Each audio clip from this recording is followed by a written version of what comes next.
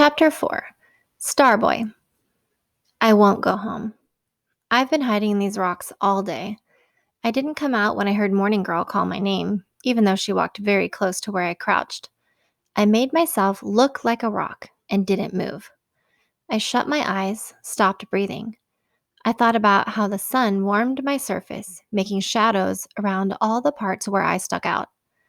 I thought how good it would feel when the waves splashed high enough to sprinkle drops of water onto my skin. I hoped that some birds might land on my back, but then I remembered how sharp the claws on their feet could be, and I hoped that the birds would find another rock instead. My sister passed by without noticing me because she was searching for a human boy who might want to eat his midday meal, not for a stone who didn't need food, who didn't need to sleep under a roof, who had no worries that he had made a mistake. The afternoon went by, and I thought about everything a rock could think. Wind, rain, the things that could crawl out of the night and run across my face. I was glad I didn't have to drink, because then I would be thirsty. I wondered if the other rocks all around me had made mistakes too. In a low voice, I asked them, but even though I listened well, listened as a rock listens and not as a boy listens, I heard no answer. Maybe they were afraid to speak. Maybe they were waiting to see what kind of rock I turned out to be. Maybe they heard my mother's footsteps before I did. I barely opened one eye, so narrowly that the light flashed the way it does when the sun strikes against shallow water. It was strange to watch my mother when she didn't know I was there. So strange that I almost forgot my mother was my mother.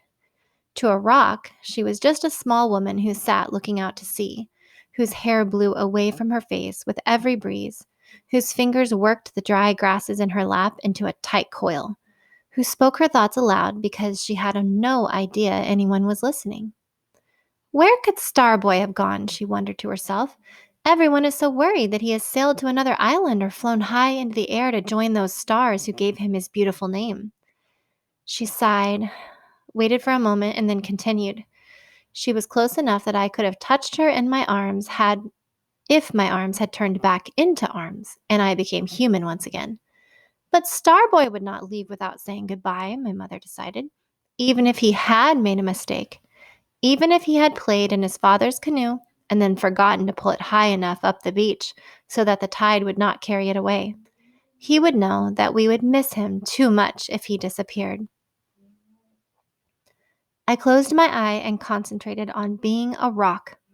I sank so deep into the ground that no digging stick could roll me from my hole. I became so hard that no tree or bush could take root of my surface. I slowed my thoughts until the quietness of the earth wrapped me in its heavy cotton. Somewhere far, far away from where I was, I heard my mother stand up. I didn't feel her hand soft against my foot as she searched for more grass to weave. I wondered if she would cry out in the night for me, as she did once for the new sister who had not arrived after all. If she did, I would come back, but not until. After my mother left, I passed another long, long time by myself. There was nothing to think about except the cramps in my knees where they bent to fit beneath me. I licked my lips to see if any dew had formed, and I twitched so quickly when a buzzing insect of some kind landed near my ear that if people were watching, they'd think their eyes were playing tricks. I became heavy, solid enough to anchor any boat no matter how strong the ocean pulled. There are things I noticed as a rock that I never realized as a boy.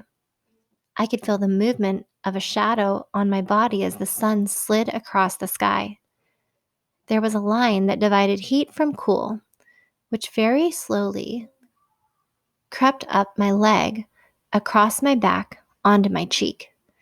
I could smell the skin of my arm, warm and sweet and like nothing else in the world. I could count my teeth with the tip of my tongue, find the silent crickets that called to each other from each of my wrists. I got to know myself as a rock even better than I had known myself as a person, one part at a time, with no rushing and nothing to make me hurry past something important. By the hour that the sky turned red, I had learned a great deal that I would not forget. That's when I heard my father coming. He stopped almost exactly where my mother had sat and hunched down as he often does when he's thinking. How fortunate that my wife's brother, Sharptooth, found my canoe, my father said to himself. How fortunate that there was no damage and that it is now once again safely pulled far up on the beach. How relieved my son, Starboy, would be to know that all turned out so well. But how can I inform him? I changed from being a rock to being an ear, a huge ear that could hear every word. But even if the canoe had floated away, even if it had vanished beneath the waves, it is only a canoe, my father continued.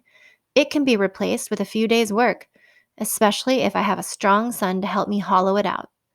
But nothing can replace a son. Not even a new child that might someday come.